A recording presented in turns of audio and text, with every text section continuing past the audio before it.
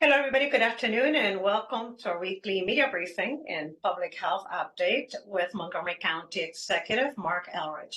I'm Lorna Vigili, Hispanic Public Information Officer. Thank you for joining us. And with us today is Mr. Sean O'Donnell, Deputy Chief of Public Health Services. And we have two special guests, Mr. Jacob Newman, who is the Director of the Silver Spring Regional Services Center, as well as Ms. Stephanie Helsing, President and CEO of the Greater Silver Spring Chamber of Commerce. Thank you, everybody, for joining us. Good afternoon, Mr. County Executive, number one. Thank you. Good afternoon, everybody. So I want to talk briefly about President Biden's decision not to run for a second term. I look forward to listening to the speech tonight. It's obviously going to be an historic address. I just want to thank the president for his service. And he inherited a nation in the midst of a pandemic with soaring unemployment, supply chain issues, as well as an insurrection incited by the former president. And he led a swift rollout of vaccines, brought science and good judgment back to the presidency. And I do say that the swift rollout of vaccines and the implementation of relief measures helped protect our community's health and stabilize our local economy. The rollout of vaccines was one of the most important turning points in the fight we had against COVID, and getting them out into the community made a huge difference on its impact and on the speed of our recovery from COVID. I want to think today, I think Joe Biden's been one of the strongest presidents for working people since FDR. I can't think of anybody who's done more for working people than he did. He's been a strong advocate for the needs of working men and women across the country. And in a historic moment, he was the first president to actually stand with striking workers on a picket line. And that's something I always appreciate. His leadership on the Inflation Reduction Act is particularly noteworthy. It lowered prescription drug costs and extended healthcare subsidies. And this is something that, should matter to every one of us, anybody who pays taxes, because this kind of healthcare costs that we experience, driven by ever rising prescription drug costs, really impacts even things like county budgets. And so anything that helps maintain control over ridiculous drug price increases or also help us meet our budget responsibilities and prevents us from having to raise taxes even more. So that was really impactful for counties. It's also reflective of his dedication to combat climate change and investing in renewable energy. Again, we've been able to use those programs here in the county to help support the work we're doing to advance the climate action plan. And the president's focus on creating a strong economy has yielded positive outcomes for working families. And through initiatives like the American Rescue Plan, we've seen investments in infrastructure, education, and workforce development that will surely bolster the economic opportunities for our county, but also for our nation. I want to thank him for his leadership in coming to this difficult decision. It cannot have been an easy decision. And he continues to put the best interests of the American people first. And for that and so much more, I'm personally deeply appreciative, and I know a lot of other people are as well. Meanwhile, back on the more local scene, yesterday, Fortune magazine ranked Silver Spring #1 in an analysis of the best place to live for families. Every year, Silver Spring ranks high on this list, and this year we took the #1 spot, something that was highlighted and announced yesterday on the Today Show. I'm really proud of the recognition that Silver Spring continues to receive. It's home to businesses, both large and small, a mix of retail, restaurants, and entertainment, and families from all over the world live throughout our community. I also want to point out that Silver Spring is a lot different than when I first moved to Montgomery County.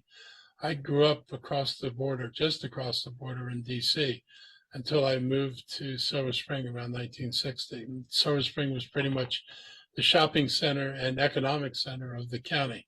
Wheaton Plaza wasn't even built then. This truly was one of the most urban places and one of the places where everybody came to shop. But it was not economically or racially diverse at the time, and segregation in housing and employment was the norm. And particularly in housing, segregation remained the norm until the mid-1960s. Today, it's a place that is culturally and ethnically diverse, and that creates an environment that fosters a sense of understanding and respect. And again, I was a teacher in elementary school in Silver Spring. that had very high level of diversity, and children grew up learning that anybody could be a friend. And I think that helps prepare them to be global citizens in an increasingly interconnected world.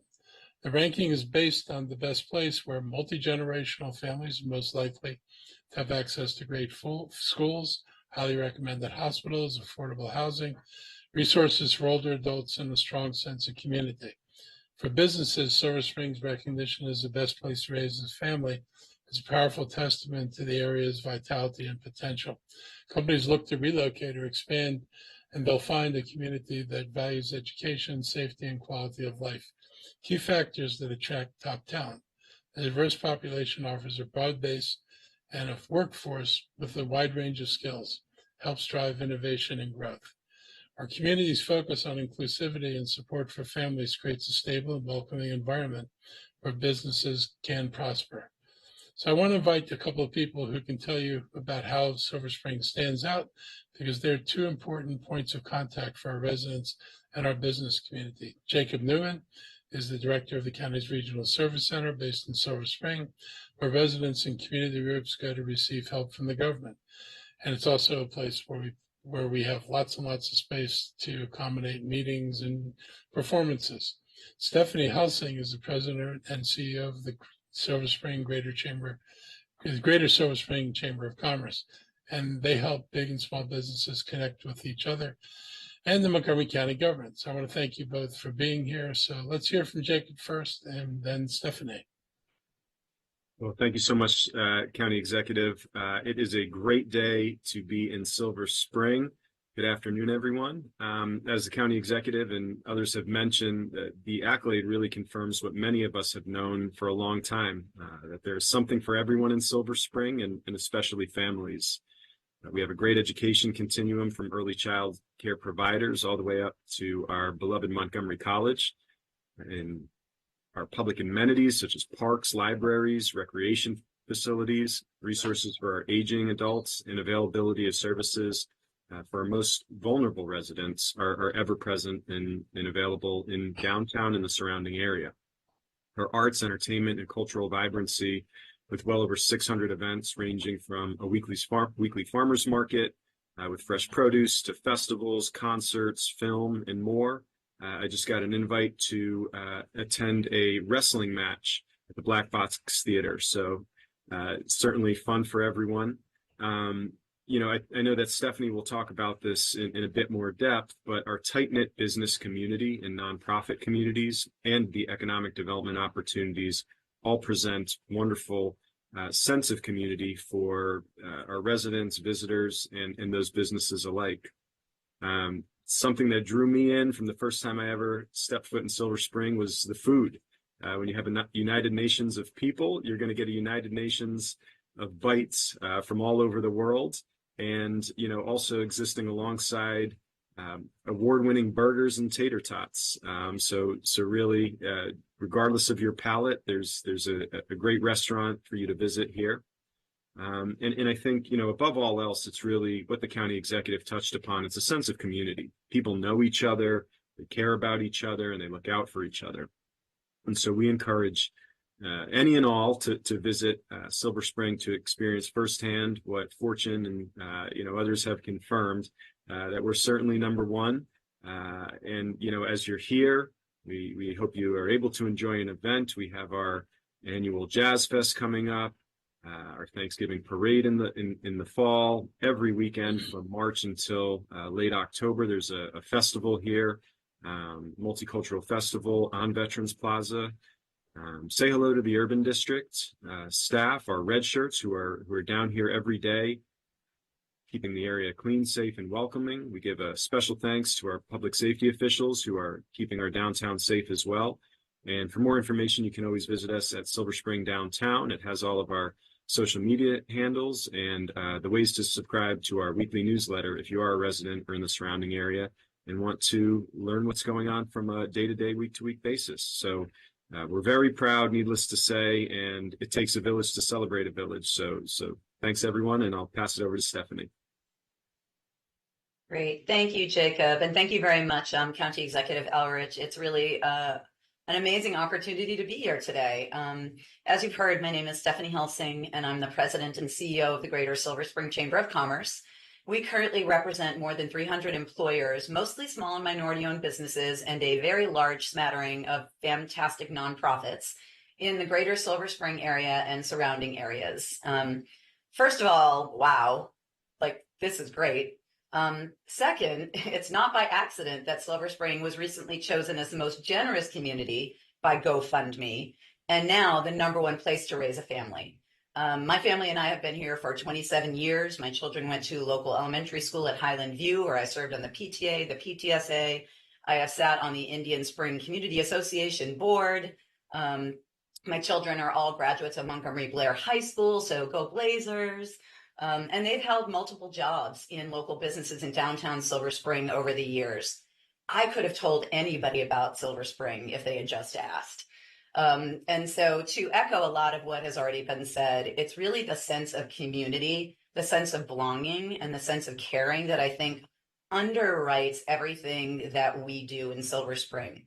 And I am really proud to lead an organization like the Chamber of Commerce, who is about making Silver Spring a thriving community, not only just a business community, but a place where people want to live, where they want to work, and where they want to come enjoy what so many of us already understand and love about Silver Spring. To be recognized for, offering local charm with the convenience of city life is exciting. And I think it's also validating for those of us who already live here and know this. This confirms that, our bustling local businesses, our arts and entertainment venues, limited, but not, limited to the AFI, the Fillmore and Veterans Plaza, our diverse restaurants, our breweries and wineries, our outdoor gathering spaces like the Veterans Plaza outside, our various regional service centers and our aquatic center, our community resources for elderly aging in place, as Jacob already mentioned, for the youth that we are really trying to prop up and bring, amazing opportunities to the underserved populations that really do need our support, to our overall diversity, where the article mentioned that the probability of two people chosen at random being next to each other of a different race and ethnicity is a whopping 73%. These are the reasons that continue to make Silver Spring the ultimate place to raise a family. And to echo the county executive, it is a strong testament to the area's vitality and potential. And he also stated in his statement yesterday and today that companies looking to locate, relocate, or expand will find this very inclusive community and the quality of life that Silver Spring offers to help attract top talent. And this is what the Chamber is all about, is building up that economic base so that we can all live the lives that we are able to in Silver Spring. It's a testament to the hardworking and dedicated individuals who chose to run their businesses here, raise their families, and continually reinvest in Silver Spring. We celebrate Silver Spring today for this award, but we also celebrate Silver Spring every day. And we'll continue to serve our vibrant, diverse, family-friendly community to make it the best we can. If anybody is interested in learning more about some initiatives that have created further partnerships and collaborations with the Chamber, like our Silver Spring Safety Alliance, you can go to gsscc.org, and it will tell you the story of how that came to be and how the Chamber is just generally involved in the greater community to continue to make Silver Spring the #1 place. Thank you.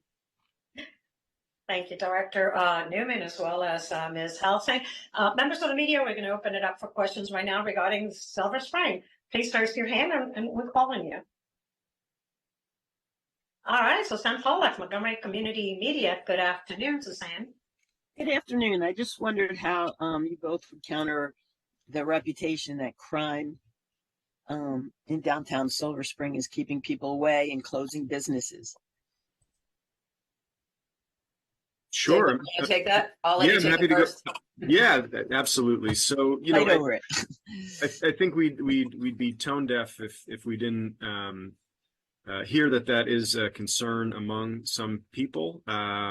Whether they live in close proximity or elsewhere is a question that I keep on wondering. I see it a lot online, yet we have a vibrant and bustling downtown Monday through Friday that even expands more broadly during the weekend rather. And so, I want to appreciate the collaborative nature that our police have taken in, being present in the downtown and in our communities, along with partners like the Chamber of Commerce, like our district council member and council president, Vice President Kate Stewart, like many of the businesses themselves and residents really working together to address crime, which I think, though there may be some crime data points holding steady, I hesitate to say this, but we have seen an improvement in some of the crime statistics, certainly over the last 3 years and in the last year since, I've been in this role and been working with folks like Stephanie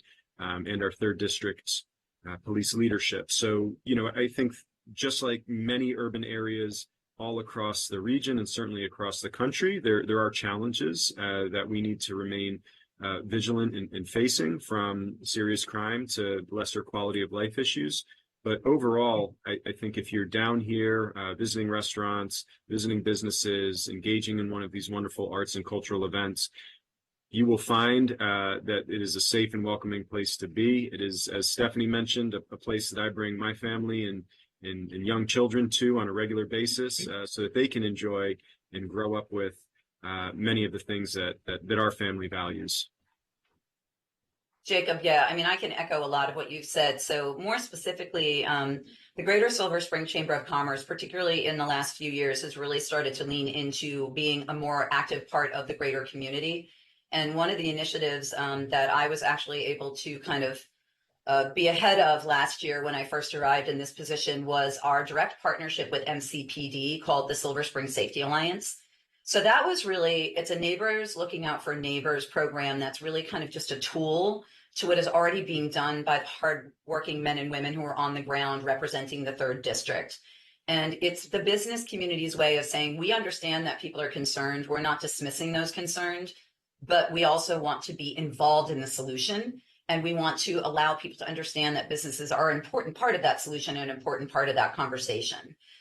We felt very confident in supporting the drone program, which has actually shown immediate results and has done what a lot of people wanted to do, which is lessen the presence of police kind of on the ground, what they called chasing down bad guys, and actually allowing them to allocate resources towards walking through communities more and getting to know people who live in East Silver Spring or who live over off East West Highway in the Blair Department or who are downtown in a way that is a little bit more comforting. And so I feel like that's been a really, really big improvement. And then even at the state level, there have been a couple bills that the chamber supported that have had immediate impact.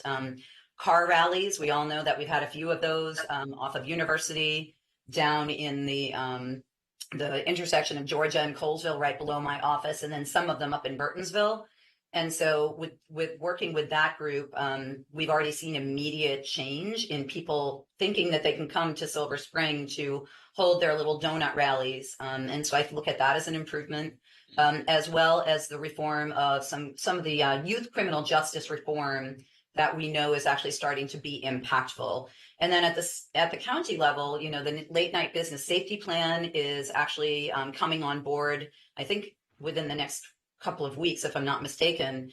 But the late night safety bill, which actually created parity between a concern there were with hookah lounges to bars and restaurants, has also shown immediate impact. So these are all things that we worked with the county executive council on to make sure that we could address the concerns that people were having, and we could look at the real data and actually do something productive about it. So I feel like, again, not to dismiss what anybody is saying, none of my friends are cowed. None of my friends are staying away. We're all here. We have new businesses opening. I cannot wait, because by fall, downtown Silver Spring is once again going to be bustling. All of those doors will be open. We continue to have these fantastic opportunities at Veterans Plaza. So I think if people are willing to get rid of what their belief system is, and some people are holding on to old notions of what Silver Spring used to be, and actually come and experience it for themselves, they're going to see why we are the #1 place to raise a family. Thank you, Ms. Helsing. Members of the media, any more questions regarding Silver Spring? #1. No more questions about this topic? Okay, Director Newman, as well as Ms. Helsing, you can remain on this call, or you can depart if you need to. Thank you for joining us today, Mr. County Thank you very Executive. much for the opportunity. Thank you both very much. I mean, I appreciate your comments and just want to, assure everybody, as has been said, we know there are issues in Silver Spring, but our approach has been not to pretend that they're not there, but instead to work very proactively and aggressively with the community, with the businesses to address the concerns. And I think that's what people see. They know the drone programs out there. They can see the increased security we put into Silver Spring. And I think those things have made people, feel more comfortable. And frankly, our goal is to make Silver Spring unappealing to people who want to commit crimes. We want families to come here. We want to make sure people who have other intentions, that they get the impression that Silver Spring is, well prepared to take care of its residents. And we're going to continue doing that. And speaking of Silver Spring, yesterday we unveiled the statue for Dominique Dawes and the Olympic spirit at the Rec Center in Silver Spring. And the 2024 Olympics begin on Friday. This week seemed like the perfect time to unveil the new sculpture paying tribute to Dominique Dawes. For those of you who don't remember, she's the Olympic gymnast, one of only 3 women to be part of medal-winning teams at 3 different Olympic Games. And it was wonderful to see her again yesterday. And the excitement at Silver Spring Recreation Aquatics Center was amazing. A lot of people know who she is. And I want to thank all the media and people who came out to be part of that story. Her own story started just like a lot of other young gymnasts. She began tumbling at the age of 6, didn't win her first competition until 9. She's a Silver Spring native and attended Montgomery Blair High School, but then moved up to Gaithersburg and finished high school there to be closer to her gymnastics program. Before she'd finished high school, she'd been part of the bronze medal winning U.S. national gymnastics team in Barcelona and won a pair of silver medals in 1993 World Championships. In 96, she was part of the team labeled the Magnificent Seven in the Atlanta Olympics. Not only was she the first American team to win gold in gymnastics, she was part of that team. She also became the first Black woman of any nationality to win an Olympic gold in gymnastics. Dominique's not only a native of the county, but she also has a business here.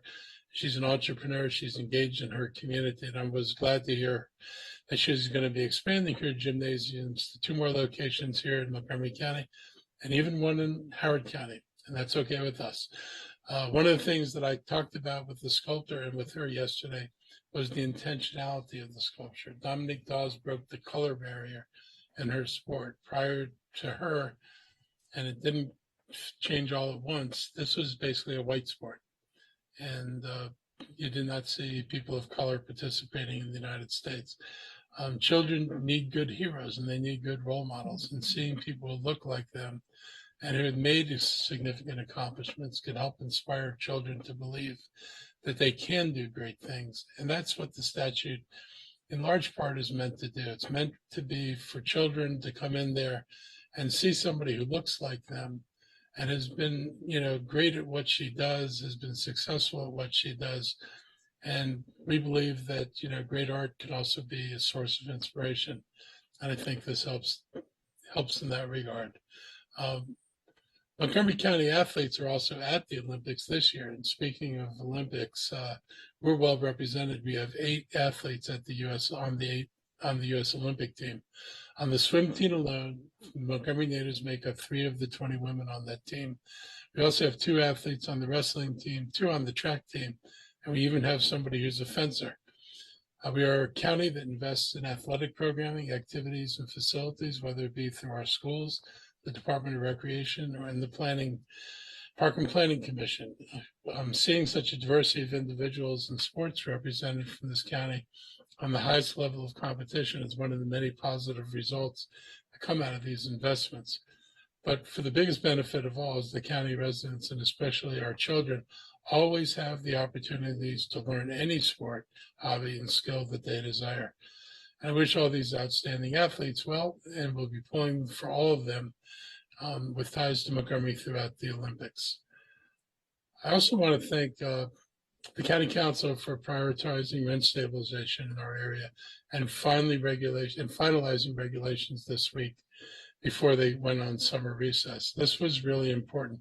Every month's delay means another set of tenants have leases expiring and have rent increases that are typically far in excess of what the rent stabilization will allow.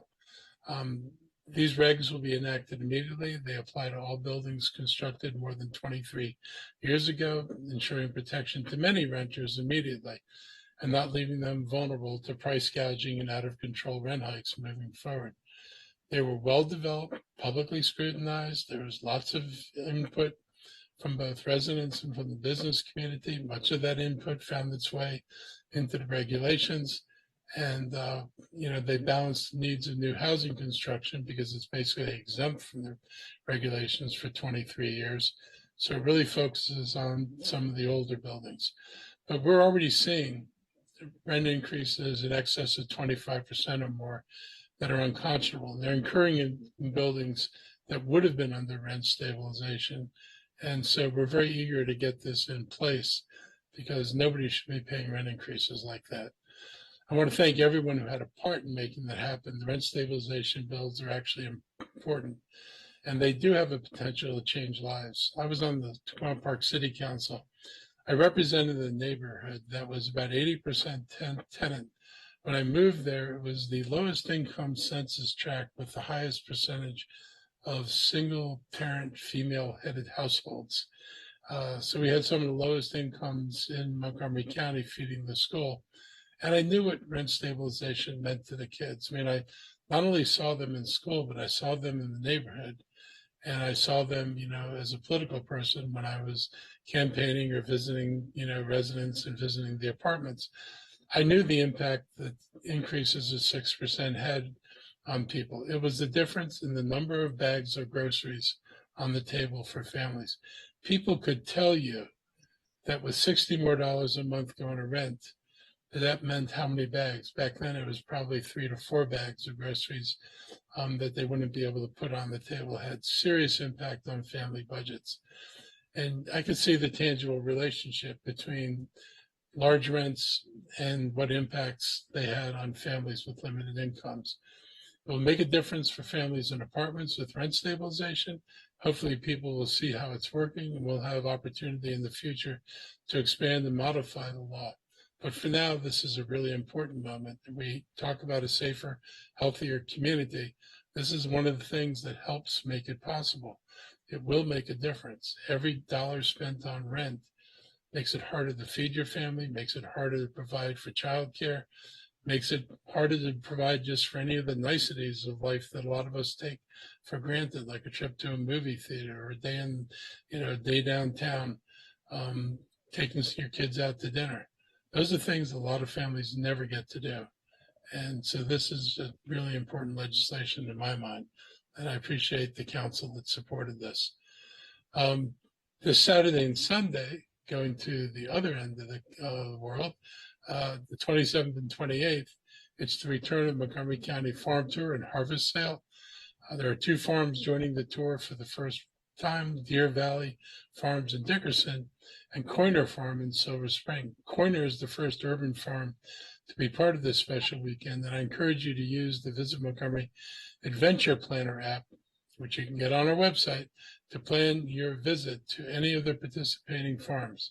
The app's a helpful way of identifying the farms and suggesting unique experiences across the county without visiting multiple websites. Many years ago, county leaders designated a third of farmland as the agricultural reserve, and development limits were placed on 93,000 acres to keep residential, industrial, and commercial development from encroaching on farmland. The Ag Reserve is home to more than 550 farms, 80% of which are farms that produce food, enhancing our ability to enjoy locally produced crops and products. So before I open up for questions, I'll give my health team any opportunity they want for comment right now. Then we'll be back to the question part. Thank you, Mr. County Executive. The only real update is to let the community know that we are still seeing elevated levels of COVID transmission throughout the community. We're tracking on it. The hospitalizations appear to have ticked up a little bit across the state, but are holding steady in Montgomery County. And we're just, again, warning people to take precautions when they are in crowded public spaces, especially those who are at greater risk for serious illness. Wearing a mask in those settings can help prevent a transmission of COVID. So again, we've seen this elevation across the United States as well as our region, and just urging precautions to folks. Thank you, Mr. O'Donnell. Members of the media, this is the time for questions. Please raise your hand. Any questions?